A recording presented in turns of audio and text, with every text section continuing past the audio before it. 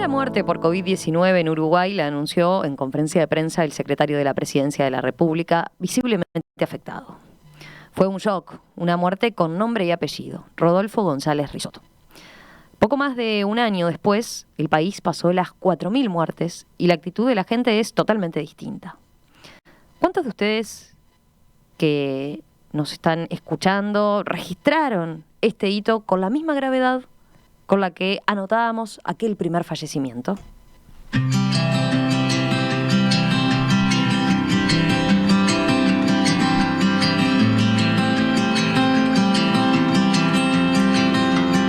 Hace unos días, aquí en Perspectiva, el intensivista Arturo Briva, que integra el grupo asesor científico honorario, el GACH, señaló que se estaba dando una desensibilización ante la cantidad de muertes. Este es el tema que les traemos esta mañana en esta nueva mesa de filósofos. Una propuesta que, de hecho, vino desde la audiencia. ¿Por qué estamos encarando de esta forma el aspecto mortal de la pandemia? ¿Es mala esta suerte de insensibilidad? ¿A qué responde? ¿Es una forma de escaparle a una muerte que se pone delante de nuestros ojos de una manera en la que no estamos acostumbrados? Bueno, vamos a conversarlo. Para eso saludo en primer lugar a el coordinador habitual de este espacio, Miguel Pastorino. Ustedes ya lo conocen, licenciado en Filosofía, magíster en Dirección de Comunicación, profesor en la Universidad Católica. Miguel, ¿cómo estás? Buen día. Buenos días, Romina, y buenos días a toda la audiencia. Una alegría compartir otra mesa. Voy ahora con los invitados de esta mesa. Francisco O'Reilly, que es decano de Humanidades en la Universidad de Montevideo, doctor en Filosofía, profesor de Ética y de Historia de la Filosofía Antigua y Medieval. Francisco, bienvenido también. ¿Qué tal? ¿Cómo estás? Buen día, Romina. Muchas gracias por la invitación. Todo muy bien por aquí. Y saludo también a Ana García, quien es profesora de Filosofía, psicóloga y paliativista. Ana, ¿qué tal? Bienvenida. Hola, buen día, muchas gracias por la invitación y celebro estos espacios para incluir la filosofía en ámbitos que nos toca profundamente.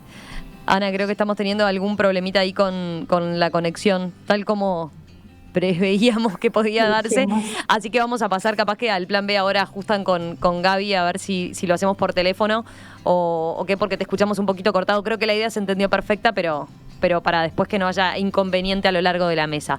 A ver, Miguel, hemos hablado ya en la mesa de filósofos de que con la muerte hay como un tabú, ¿no? De nosotros, los uruguayos, pero en realidad de gran parte del mundo occidental. Y habíamos dicho que era un tabú que de alguna forma había que superar, que había que naturalizar un poco más la muerte. Y uno podría decir, bueno, pasamos de ocultarla, de darle la espalda, a enfrentar, como se usa esta metáfora, ¿no? A enfrentar lo que es un accidente de ómnibus completo cada noche, así, cuando recibimos la noticia de la cantidad de fallecimientos. ¿Qué pasó? ¿Hemos naturalizado demasiado la muerte? Bueno, a ver, yo creo que comparando con la mesa anterior que tuvimos con Facundo Ponce León y Fernanda Diab sobre la muerte como tabú, me parece que en realidad esto no cambia mucho. O sea, porque en realidad nuestra cultura no se ha preparado en general para pensar la muerte o para convivir con ella de modo natural. De ahí que reaccionamos como podemos. Creo yo que también contabilizar los muertos es una forma de banalizarlos, también se podría pensar. Es decir, no sé si deja de ser un tabú por más que lo tengamos enfrente todo el tiempo. O sea, que tengamos que hablar de la muerte no quiere decir que sepamos cómo encararla, ¿no? Y por eso me pareció genial, casi que podría decir providencial, que Francisco publicara recientemente en estos días un artículo sobre estoicismo, muerte y pandemia, muy breve en la revista Reporter, y que nos muestra como, bueno, todo este tema de la preparación en conexión con los clásicos y lo que nos dicen algunos filósofos clásicos sobre este tema, y también el aporte de Ana, que además de ser profe de filosofía, es psicóloga paliativista, es decir, ella acompaña a la gente que se prepara para morir. Y esto lo hace digamos, en su vida, con lo cual tiene una profunda experiencia en lo que son los rituales previos a la muerte, ¿no? De hecho, recomiendo, ya arranco con un libro. Creo que en el Uruguay tenemos una obra de un clásico historiador nuestro, José Pedro Barrán, La historia de la sensibilidad en el Uruguay, que dedica gran parte a cómo los uruguayos hemos ido cambiando en la historia del siglo XIX, siglo XX, en cómo hemos vivido y abordado el tema de la muerte. Ahora, digo, creo que les pasará a ustedes, a mí también. En este tiempo no solo es en el informativo. Yo en mis redes sociales todo el tiempo veo familiares de amigos que fallecen, o sea, gente cercana a mí ha fallecido, hoy me entero de uno, es decir, nos está golpeando todo el tiempo de cerca. Y acá tomo algo del encuentro anterior, y es, por un lado, la muerte es como un espejo del otro para pensar en la propia, en mi condición mortal, que a veces la olvidamos y vivimos como si fuéramos inmortales. Pero también algo que comentábamos la vez pasada de Gabriel Marcel, que la muerte que más duele es la del ser amado, ¿no? Porque uno la propia no la experimenta, en realidad la que pensás es en la del otro, y cómo eso impacta, porque a veces pensamos en la muerte de la persona, pero no pensamos en su entorno, ¿no? Así que bueno, con esto abro la mesa para ir hacia el hoy, y me gustaría de repente que no sé si Francisco pudiera compartir, después lo colgamos en las redes, el artículo, pero que alguna idea que lo llevó a escribir sobre esto, ¿no? Bien, bueno, sí, a ver, a mí hay dos ideas ahí de fondo, que es, por un lado, como profesor de Antigua, la filosofía surge, sobre todo la filosofía de la línea socrática que termina con el estoicismo, surge como preparación para la muerte, ¿no? O sea, es el famoso discurso de Sócrates antes de tomarse la cicuta, ¿no? Que leemos en el Fedón, ¿no? Es decir, es Sócrates que se está por morir y habla con sus amigos antes de tomarse la cicuta sobre el sentido de la vida y un poco cómo la filosofía es preparación para la muerte, ¿no? Que ese es, por un lado, el camino interior individual, ¿no? Como cada uno asume su estado vital y demás, y en ese sentido hay un rol de la filosofía. La cuestión es que en el artículo, eso, en la tradición estoica, después hay una búsqueda de que la realidad no me afecte, ¿no? O sea, decir, ¿qué es la virtud del sujeto? El poder soportar los dolores y las cosas con una cierta apatía, diríamos hoy, ¿no? O sea, que no me afecte nada. Entonces, en ese sentido, yo lo que planteaba ahí un poco en el artículo, saltando algunas ideas de esto, los estoicos desarrollan una cosa que es muy buena, que es el rol del ejercicio espiritual, ¿no? Es decir, el mentalizarme cada mañana y visualizar el mal o el bien al que... o sea, visualizar las cosas que me pueden afectar el carácter, pero poco a poco nos van dejando un poco en esta insensibilidad que marcaban al principio, ¿no? Como poco a poco, si yo voy visualizando que todos los días va a haber muertos, voy visualizando que se va a morir el otro y demás, lograr que no me afecte, y como eso en el fondo me parece que corremos un riesgo de perder el sentido de eso, que como decían recién, de repente cuando me encuentro con que el que está uno de los 40 muertos del día o 50, o depende del día, ¿no? Es decir, es un amigo, es el padre de un amigo, o es mi hijo, o soy yo mismo. Bueno, si soy yo mismo no lo vivo, que ese es el otro problema.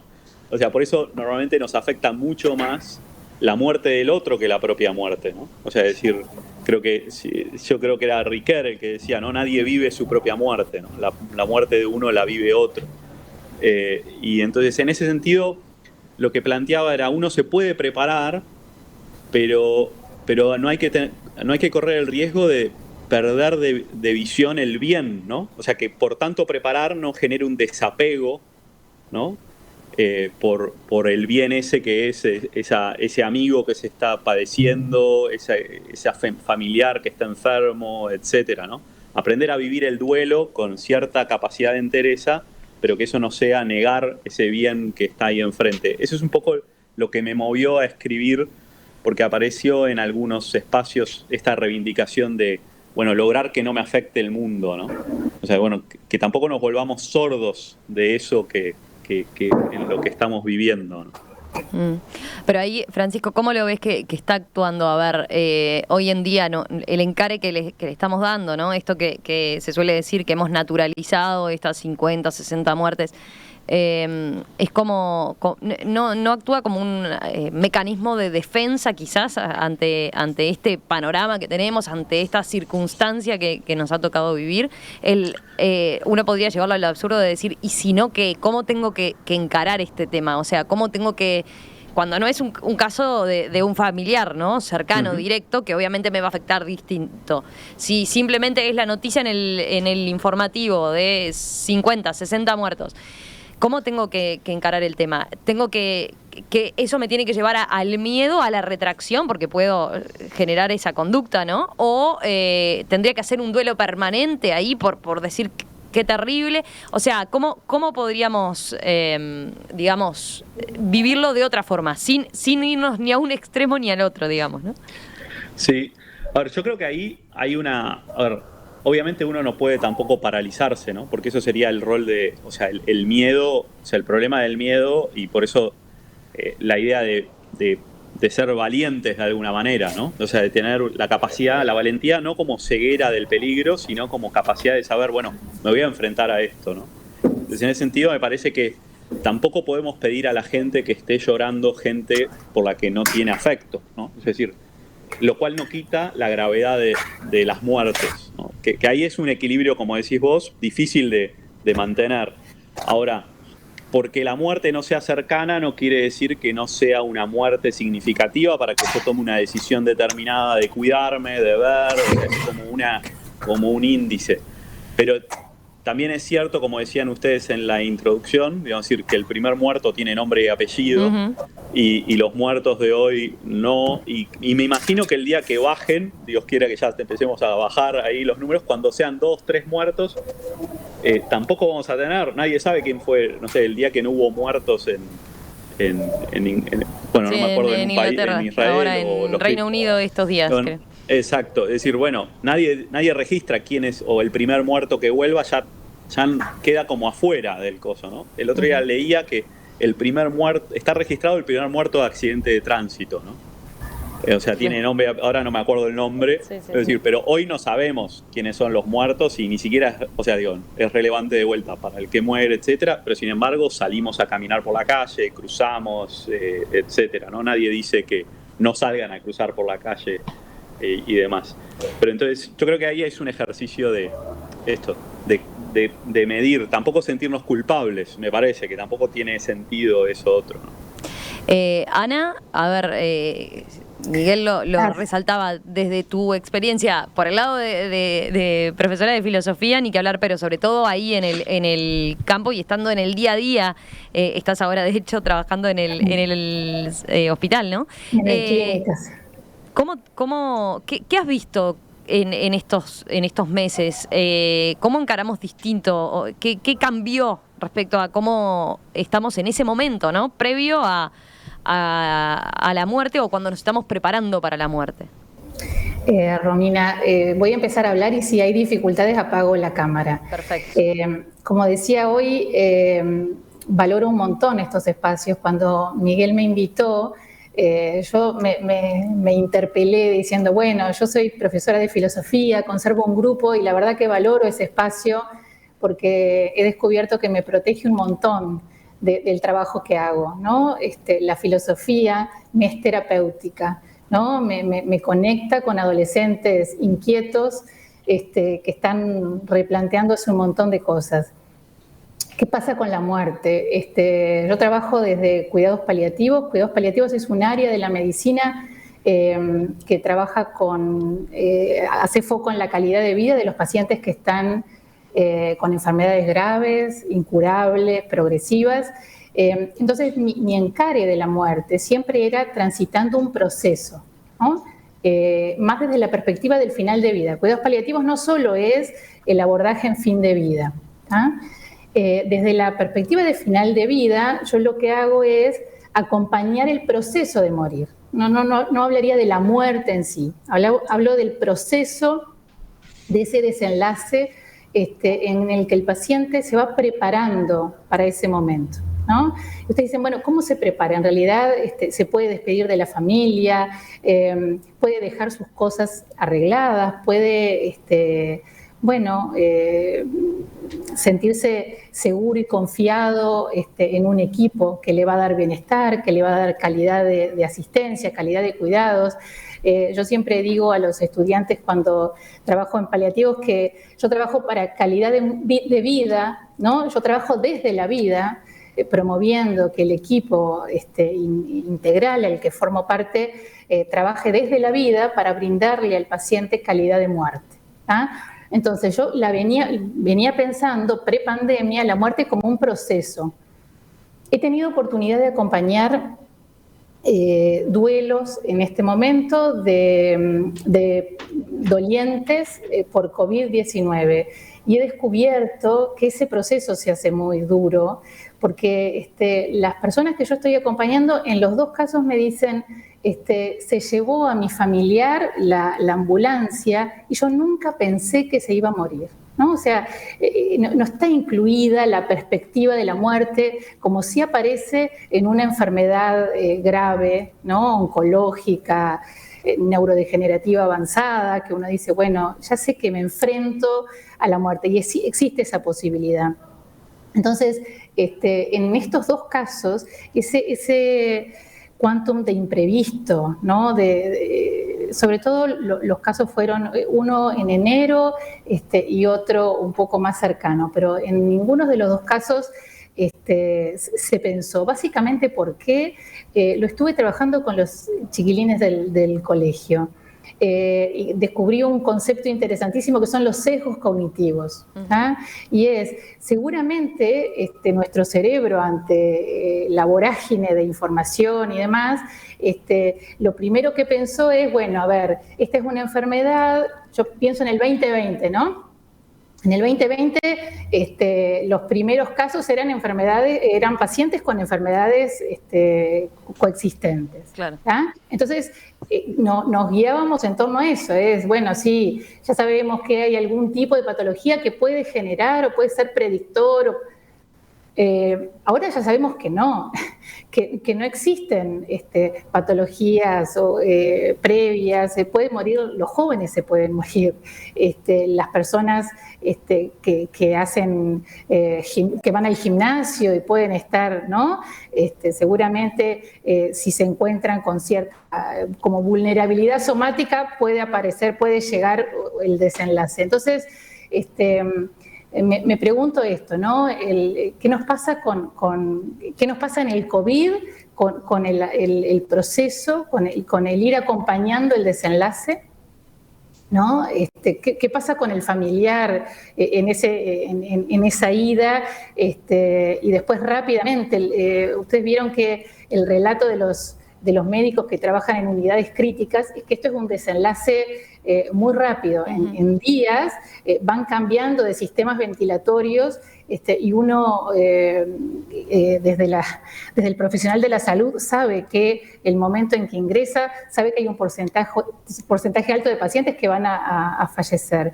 Pero bueno, a mí me ha hecho repensar mucho y lo que le decía a Miguel que en realidad me enfrento todo el tiempo a repensar el valor de la vida, a repensar el sentido de la vida, con los dolientes COVID, bueno, qué les depara, cómo transitar ese duelo, ¿no? Qué importante es sentirse acompañados.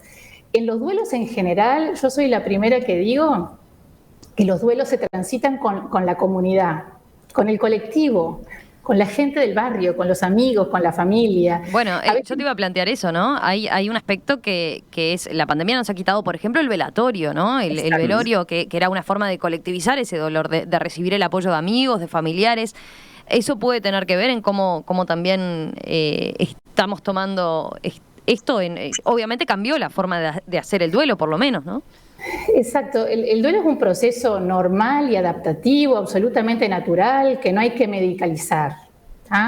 Sin embargo, lo que estamos viendo, y yo al inicio del 2020, un poco sabiendo lo que se nos venía, participé en varios webinarios españoles, sobre todo que incorporaban a paliativistas para que los ayudáramos como a pensar cómo trabajar y cómo preparar de alguna forma a los equipos de salud en acompañar el fin de vida en pacientes COVID. Y lo primero que pensé es qué importante es traducir y transmitir el valor del ritual. El ritual como ceremonia, el ritual que nos define como colectivo, ¿no? como comunidad. Entonces, los rituales han tenido que cambiar, ¿no? Y ahí los psicólogos y la gente vinculada a salud mental en la comunidad ha propuesto nuevas reglas de juego, ¿no? Con los recursos que tenemos, con las posibilidades que tenemos, ¿no? Para conservar el ritual. Una de las cosas que antes del 2020, ¿no? Yo siempre estuve preocupada por eso, era cómo los velatorios se reducían a hora y media, a 2 horas. Me sorprendía mucho. Yo soy del interior. Si bien no estoy de acuerdo. Son largos, ¿no? En el interior particularmente. En el interior eran 24 horas. Y la noche, además, esa costumbre de la noche, sobre todo, ¿no?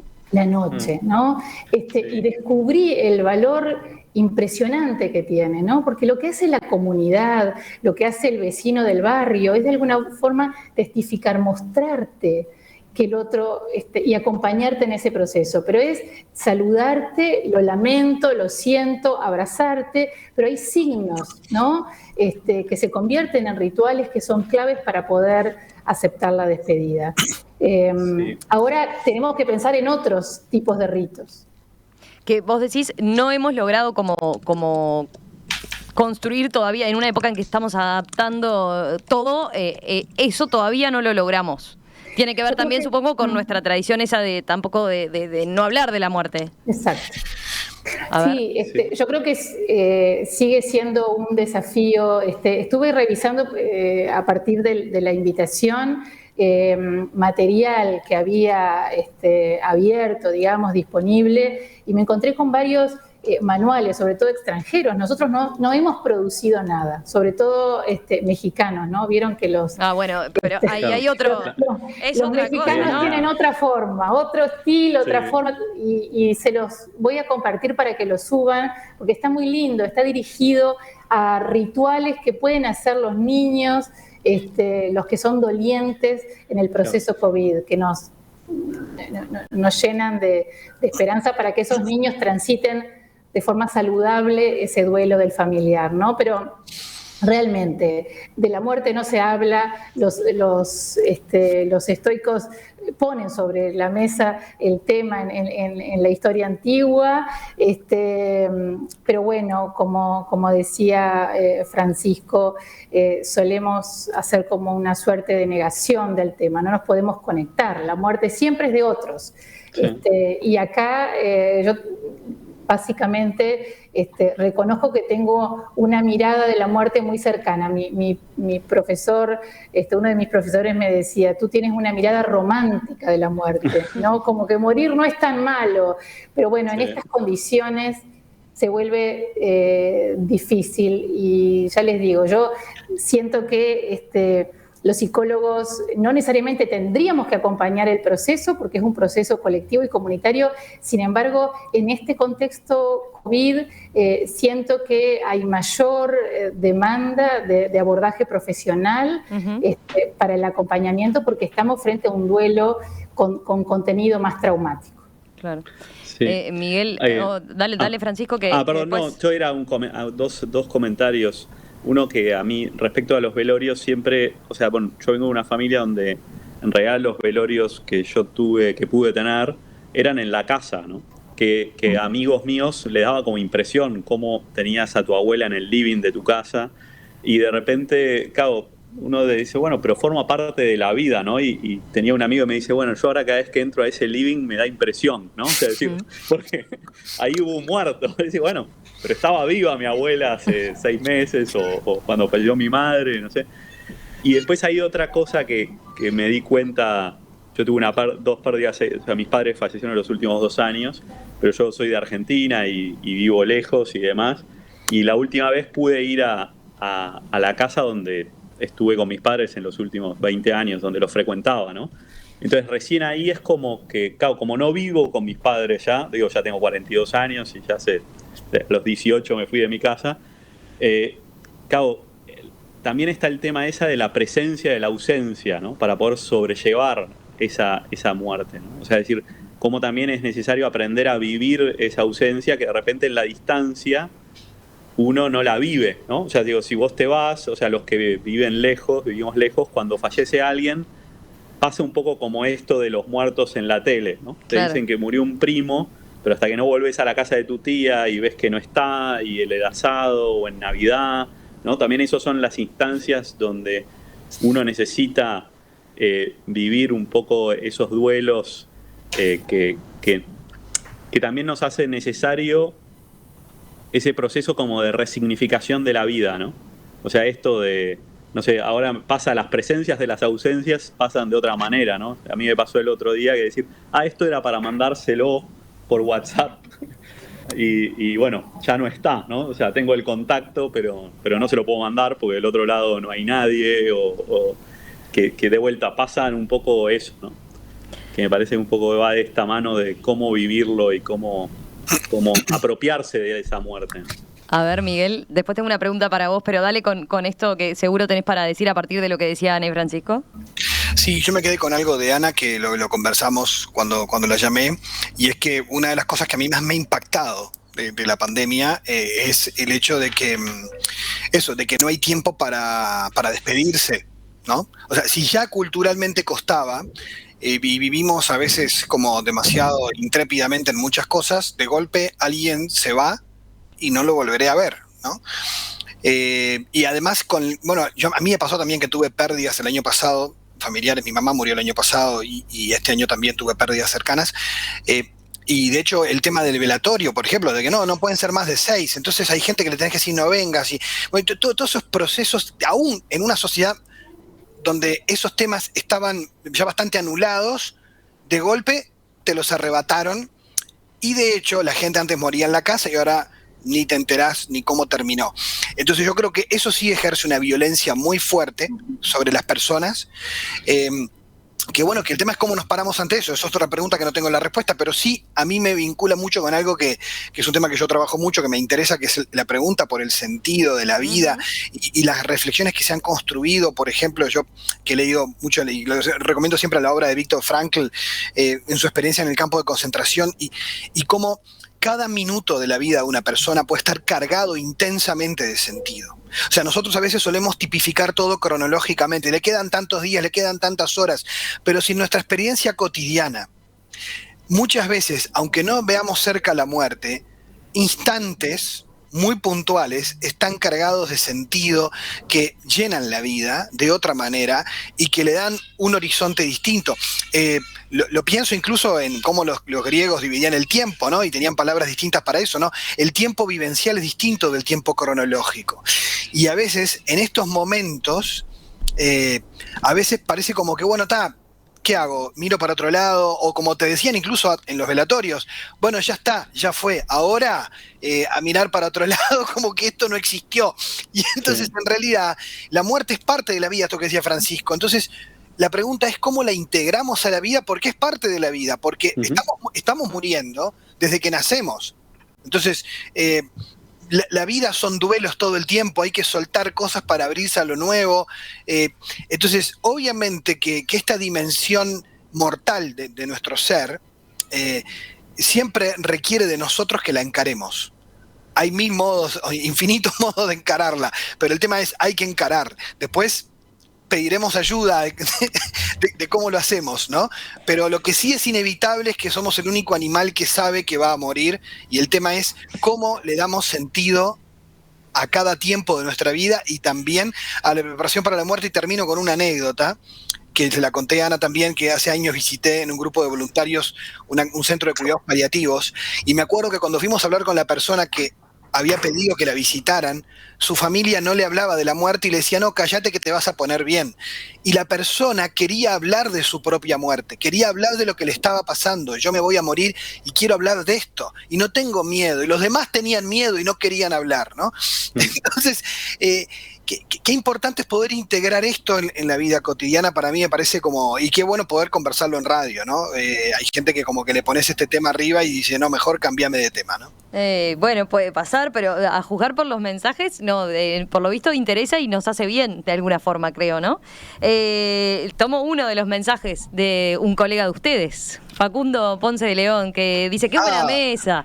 Dice, y dice que lo mandaba hace unos minutos, ¿no? Capaz que algo de eso ya lo contestaron a partir de lo que decía Francisco y Miguel, pero dice, creo que la clave está en lo que dice Ana cuando cuenta esa imagen, ¿no? Cuando da esa imagen de los familiares que le dicen que el pariente se fue en ambulancia y ellos, bueno, no pensaron que se iba a morir, ¿no? Así lo graficaba Ana. Entonces dice Facundo, ¿por qué no pensaron en esa posibilidad? ¿Por qué, si sabemos que vamos a morir, la seguimos negando? Dice él, bueno, creo que ahí hay una pista en el desafío que tiene, por ejemplo, la medicina moderna en vencerla, ¿no? Y les pregunta qué opinan, ¿no?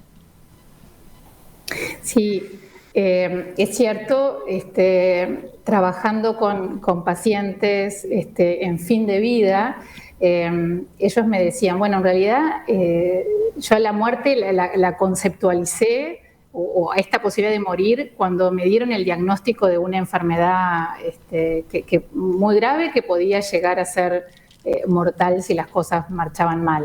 ¿Ah?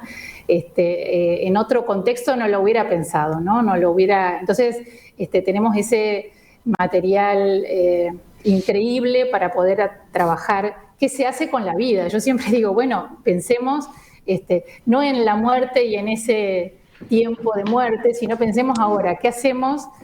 Tú tienes un diagnóstico difícil que te mueve el piso, que te hace repensar tu vida y tu historia. Bueno, pensemos cómo vivir este tiempo. ¿Ah? Lo presentificamos. Hoy estás vivo. Sí. Vamos a centrarnos en ese ahora, ¿no? Esto que Francisco deja entrever la importancia de ese ejercicio personal que uno tiene que hacer de conectarse con el ahora, y él introduce el mindfulness como un recurso, como una técnica que nos ayuda.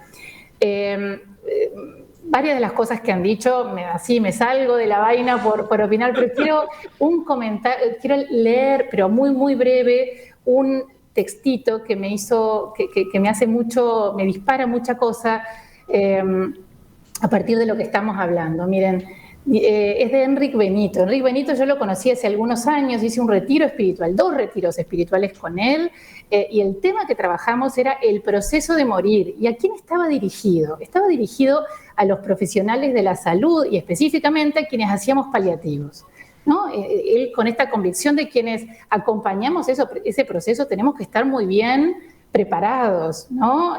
Trabajados interiormente y desde el desarrollo de nuestra propia espiritualidad y el trabajar en ella nos propone y dice, para cuidar en el proceso de morir y aportar serenidad y confianza, debes conectar contigo mismo para ver en profundidad más allá de las apariencias y entenderás que los vivos cierran los ojos de los muertos y los muertos abren los ojos de los vivos. Bueno, me pareció espectacular porque, bueno, estamos de hecho tratando de abrir y poner en palabras lo complejo que es esta dimensión humana de que nos vamos a morir en algún momento, ¿no? Sí. Quizás a mí eso me parece que está bueno el destacar, ¿no? Que el pensar la muerte no es ser como un depresivo, ¿no? Digo, porque a veces la gente se cree que estás todo el día pensando que te vas a morir, y bueno, pero en realidad es como decía Ana, dimensionar o darle gravedad al momento, gravedad en el sentido de peso, ¿no? O sea, es decir, uno a veces toma decisiones, muchas veces vive como en una superficialidad, ¿no? Es decir, que es normal también y sano, y mentalmente uno tampoco puede estar cargando una mochila pesada todo el tiempo, pero cada tanto es bueno darle pozo, ¿no? A la decisión que voy a dar, darle como, darle densidad, ¿no? A mí hay uno de los autores que más, aunque no es altamente recomendable, es recomendable, digo, porque puede ser un poco depresivo a veces, que es Kierkegaard, y que es un autor que se enfrenta a la muerte, que piensa desde la muerte, es el antecedente del existencialismo del siglo XX, pero él lo que dice es que cuando uno se enfrenta a cosas fuertes, el instante es como que se detiene, ¿no? Cuando uno tiene que tomar una gran decisión es como el tiempo no pasa, como que uno... Entonces, en el fondo, tener un poco de presencia de la propia muerte, en el sentido de decir, bueno, yo existo, estoy acá, ¿y qué es todo esto? ¿No? Porque también esa es la otra cara, ¿no? O sea, decir, la muerte le da densidad a la existencia y nosotros existimos, Y como tenemos un tiempo finito, es decir, bueno, ¿qué hago acá? Yo cuando tuve mi primer pensamiento así como metafísico, por decirlo de una manera, que tenía 12 años, me acuerdo que lo agarré a mi padre y le dije, ¿los grandes saben que se van a morir? Pues yo no entendía que la gente estuviera 18 horas mirando televisión, o sea, decir, ¿cómo voy a jugar al fútbol sin, o sea, perdón, ¿no? Pero decir, me voy a morir, ¿no? Yo me acuerdo, tenía 11 años, yo lloraba, no entendía, vamos a morir, se va a morir todo el mundo, ¿no? O sea, por eso soy filósofo, no logré todavía encajar el tema. Pero a lo que voy es, me parecía, ahora lo entiendo, ¿no? Uno entiende que en la vida tiene, pero en ese momento, cuando lo descubrí, es como decís, pero acá hay algo que hay que saber gestionar. O sea, digo, decir, yo no podía creer, o sea, que la gente sabía eso. Yo estaba convencido que me mentían, ¿no? Que había otro truco para resolver ese problema que yo no conocía, ¿no? Ahora que soy más grande me doy cuenta que no. Que el truco es como mirar para el otro lado, ¿no? Vamos a hacer una breve pausa, les propongo, y a la vuelta ordenamos esta charla a partir de un montón de mensajes con varias puntas que han planteado los oyentes. Por lo visto, eso, lo que les decía, no generó temor en este caso. Acá no le damos la espalda a la muerte, al revés. Creo que vino bien a abordar este tema y era de alguna forma necesario. Seguimos en esta mesa de filósofos.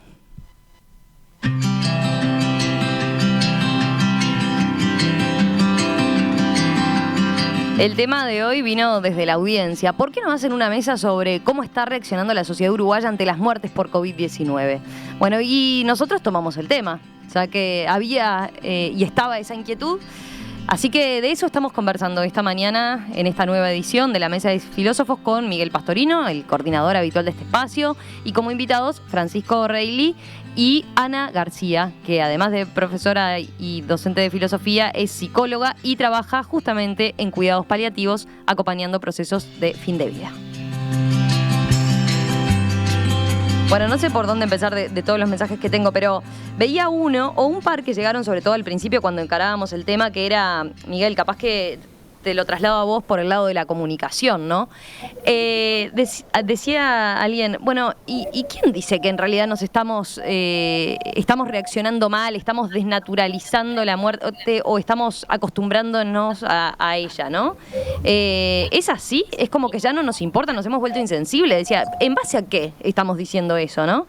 Y ahí pensaba, nosotros en los medios tenemos siempre un gran desafío, que es cómo comunicar esto, ¿no? Algo que no estábamos acostumbrados a comunicar, que esto hay algo que está haciendo, me parece, algún acople ahí, capaz que algún micrófono que está... Ahora creo que lo solucionamos.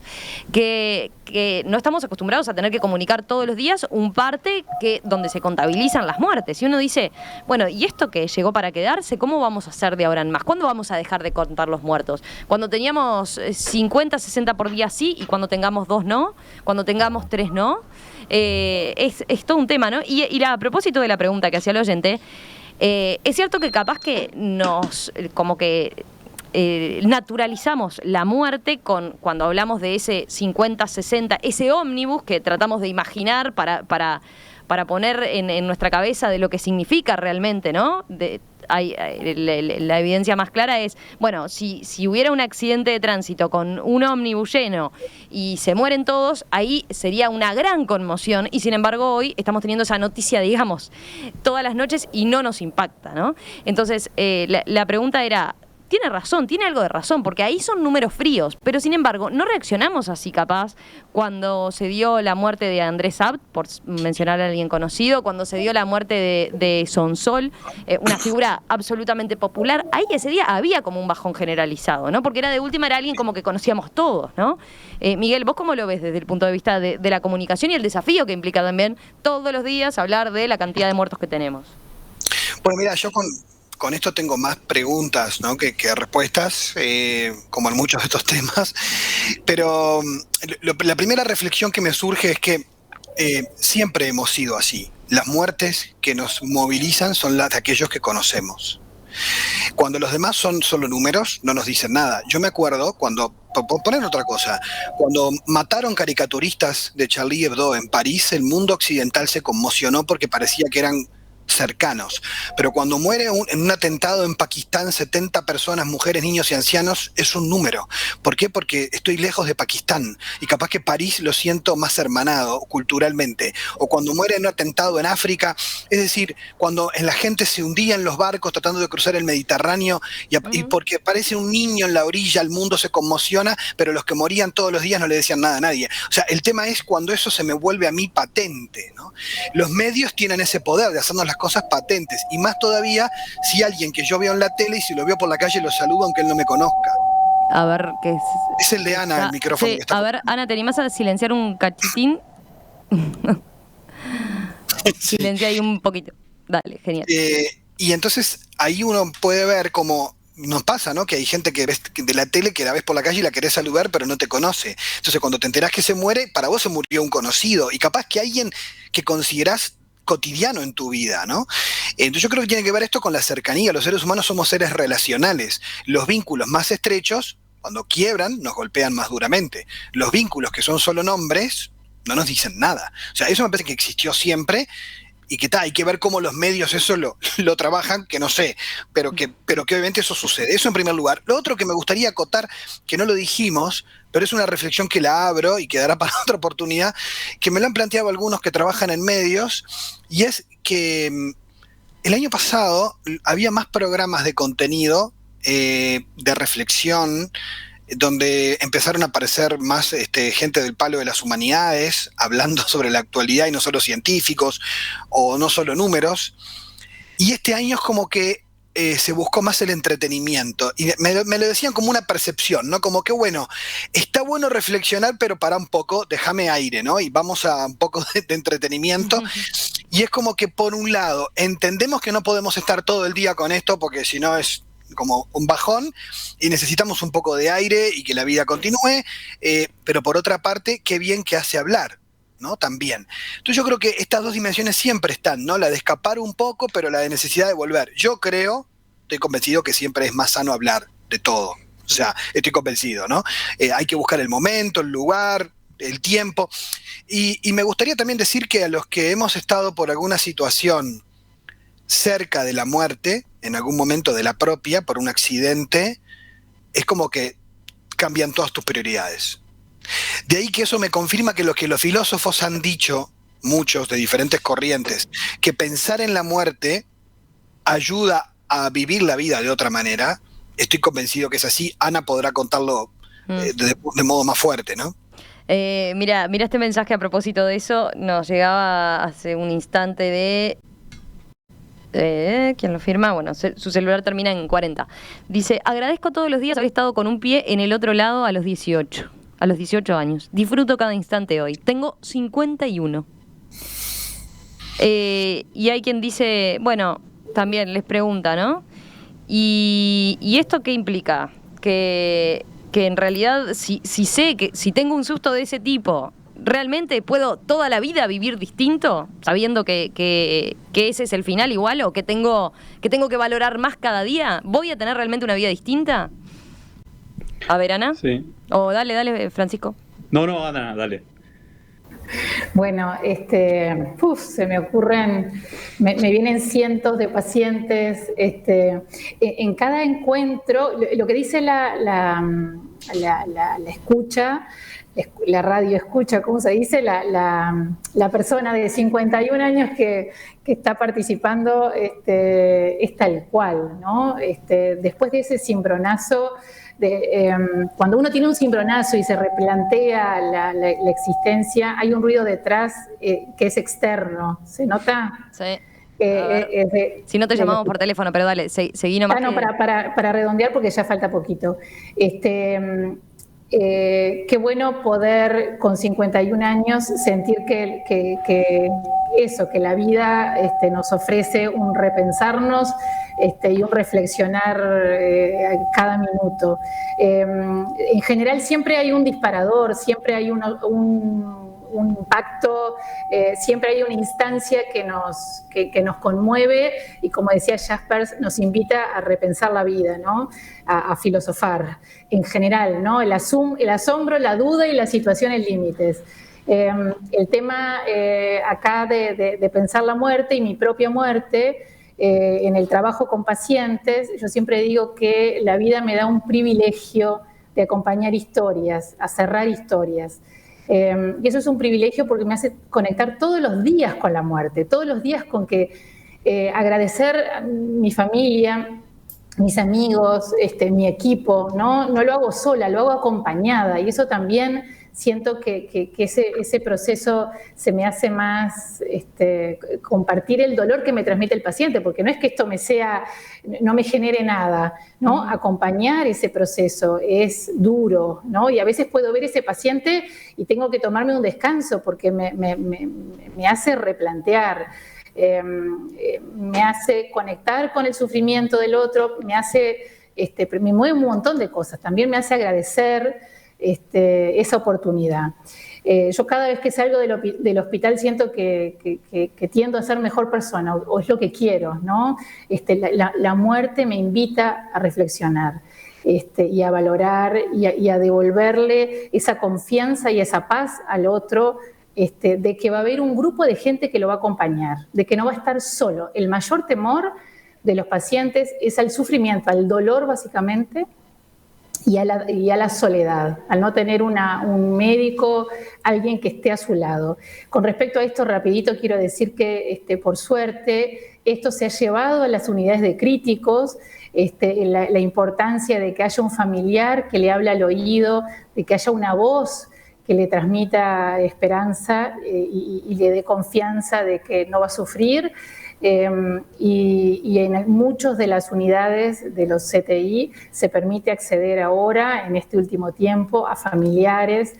Eso ha cambiado, ¿no? En esta etapa de la pandemia. Eso ha cambiado, y eso creo que tiene que ver, hace poquito, la semana pasada hicimos un webinar sobre este tema, sobre el rol del psicólogo, y la verdad que valoro un montón que mis colegas hayan puesto ese tema sobre la mesa y las instituciones y las direcciones técnicas básicamente hayan aceptado con una serie de cuidados para poder permitir el acceso y hacer un pequeño ritual de despedida, digamos, que me decían mis colegas es durísimo, ¿no? Ellos tomando el teléfono y escuchando al familiar cuando no se puede presencialmente despedirse, ¿no? Y ver la lágrima de la persona o el gesto de que está entendiendo lo que le está pasando muchas veces.